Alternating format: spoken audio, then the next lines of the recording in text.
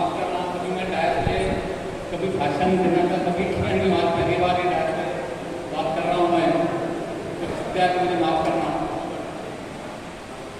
देशमुख साहब के बारे में तारीफ करना मुझे तो मैं बोल ही नहीं सकता।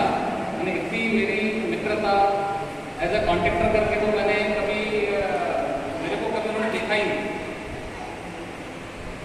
ऐसा कभी फील ही नहीं हुआ भाई अधिकारी है या कोई एग्जीक्यूटिव इंजीनियर या डेप्यूटी है, ये कभी ऐसा उनके मन में भावना हमारे प्रति रही नहीं। एक पारिवारिक सम्मान और जवाबदारी से काम करने की जवाबदारी, भाई काम बराबर होने को ना, उसके प्रति उन्होंने हमेशा हमें सहकार किया, मार्गदर्शन दिया, उसके लिए हम हमेशा ऋणी रहेंगे इनके। और मजीप्रा के तो हम आभारी है ही। मजीप्रा के वजह से हम बने हैं।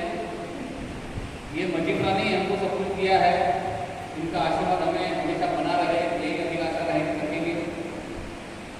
देशमुख साहब का आज निरोप ऐसा बोलना नहीं चाहिए हमें, क्योंकि हमारे साथ रहने वाले हैं, रहेंगे, हमेशा रहेंगे।